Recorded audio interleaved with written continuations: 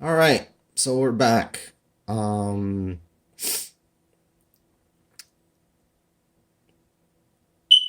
while I was setting up and everything, I had also ended up taking apart the CD drive from, not sure what you would call this, a media deck or uh, it's something that houses both the CD floppy and the hard drive. I'll just call it the media deck of the Dolch Pac because it holds all storageable media. Never really took the time to fix the CD. I knew there was a problem with it. I know it because I will get to the floppy drive on that, but I know there's a problem with this, and I know how to fix it actually. I just haven't really found the time to fix it. Going back to the temporary setup on the previous video, I had kept in the USB connector. That was a temporary setup that I just kept, and it just slipped by and slipped by. And that's been like that for 2 years. So I've been very busy. So I do these things on my spare time. And I've been very busy, as well as trying to sell the house too. I've been busy with that as well. So I haven't really gotten around to do this. I'm only getting around now because I found time.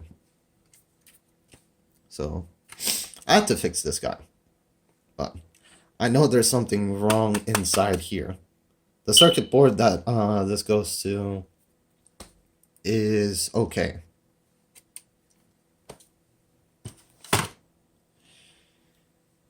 This guy, on the other hand, is a whole different can of worms.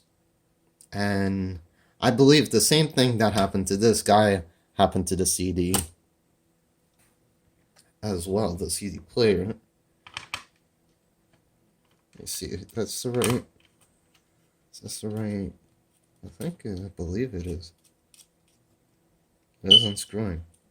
So as you saw on the previous video, I had the preview as to why this part has a problem. In fact, I believe this was a flaw in the Dolch Pac itself. It's a great computer. It's nicely designed, but it was just this one problem here. I believe it was just over time. This is just something that happened over time. What I believe happened was that over time, when things age, they might have tend to shrink. So these spacers here, or maybe the metal had flags or something, but I had tightened these not too hard, just about right. In fact, that's why I have a torque wrench to tell me exactly how hard I'm torquing. I didn't really torque hard on this. And I believe what had happened was these spacers eventually they begin to shrink. And so they're supposed to keep the board like level or at least slanted the other way. And this is what tends to happen. I will zoom in on exactly what is the problem. See if I can zoom in a little further. And you'll see there's a reason why I have that orange. Let me fix the camera a bit. There is a reason I have that orange notepad. There are two. Okay, focus. So I have put this orange notepad, folded it up twice just to give it nice insulation. This is also temporary. That should not be there. I should put something more proper. There should be something more proper than just to have this, but that's what I had at the time, so I just stuck it on the chassis. Now, you see that copper trace right there? That was not like that. And this is what I believe happened to the CD as well. This is the point of doing these two videos was to show this and something you have to watch out for. The first part was mainly to show the bypass gaps. This, however, is a major problem. Uh, when I had turned it on 2 years ago, like I think around my fifth time, a funny thing happened as well. I started smelling smoke, and I go like, "Oh God, I hope the power supply didn't like explode or something." Um, turns out it was this board. Like I sent a strong smell, but I couldn't see it. It was only when I turned it over I could completely see it. And I had tried like at first I was perplexed by it, but then I realized that there must have been short to ground. And as you can see here, this is all exposed to the chassis. If you looked at the previous video, this was hugging the chassis. So you have a short to ground of the power rail. This is, I believe it's like 5 volts. I believe that's what the red stands for on this. The yellow is going to be 12, plus 12, I believe. And red's going to be plus 5 on a computer. And so that's what that was. And I go like, how could that short out? At first I thought one of these chips failed. I thought something on the floppy failed.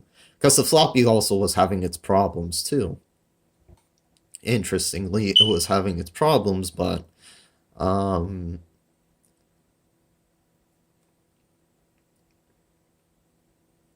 I had fixed it curiously. I didn't think about it at the time.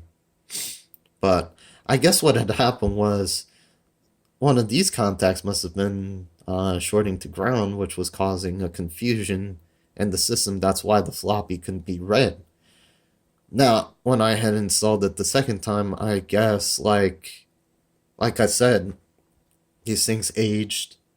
They must have like either shrunk or something, because that can happen.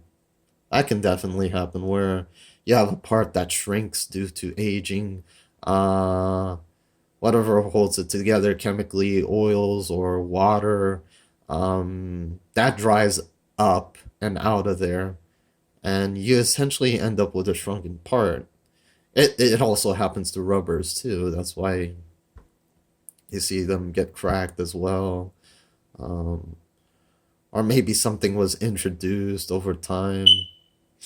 Water or oil sometimes can be introduced and break the bonds and cause it to turn into mush or weaken the structure of a part.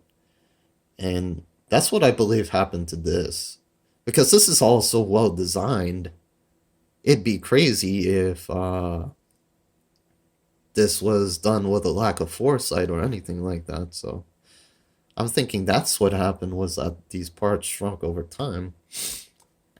Or the person who sold this to me knew about the problem, but it was not like this before. In fact, I was the first one through this, so it couldn't be that. And he had powered it up many times before. So I'm pretty sure aging had something to do with that. And so this was coming into contact with the chassis. So it's a short to ground, direct to chassis. The power's coming in from this connector up here. So you had the power, so you had 5 volts directly going to the chassis. So you had a short to ground, and basically this blew up. It blew up right there, right where you see that solder joint.